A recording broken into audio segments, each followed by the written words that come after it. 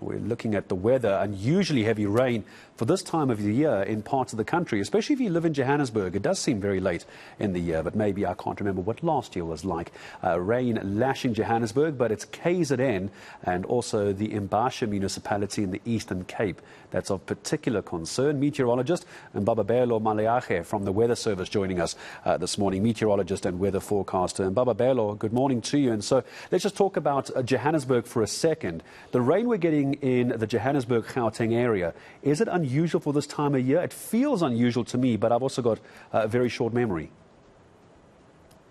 Hi, good morning. So it's not entirely unusual.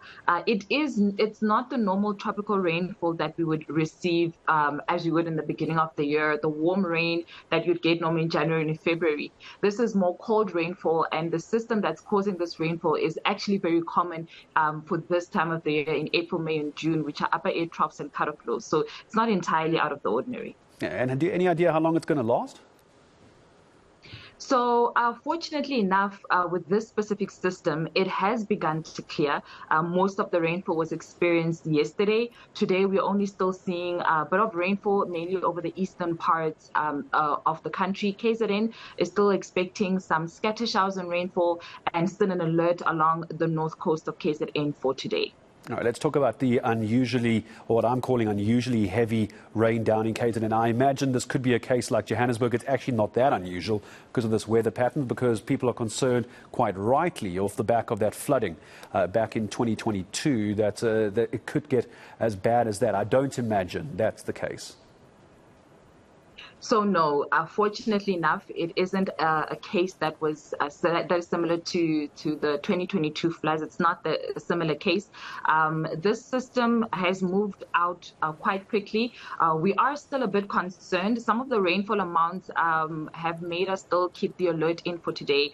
We're seeing places like Richards Bay already receiving up to 60, 70 millimeters of rainfall. So along that coastal region, we still have an alert for flooding. Mainly just for today up until this evening. So it's not the kind of rainfall amounts that we saw, 300 millimeters, 400 millimeters. It's not those kind of rainfall amounts. But because of the fact that we know KZN is still a high-risk area because of the floods, and many people may not have necessarily recovered, we still have an alert for that area. When we talk about these alerts, just to remind me, what alert level are you talking about, especially for KZN, Richards Bay, that you were just talking about? What alert level are we at?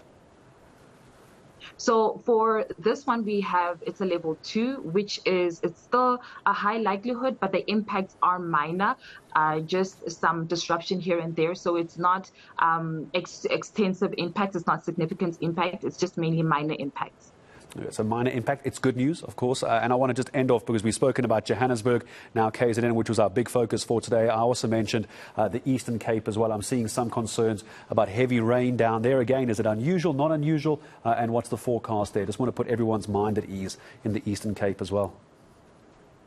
Yes, understandably so. So for the Eastern Cape, the concern was mainly for yesterday. So again, it's not unusual. These kind of systems that cause this rainfall are expected in the season. So for the Eastern Cape, that rainfall has started to clear this morning. Many people may have woken up to clear, cold conditions, but clear conditions.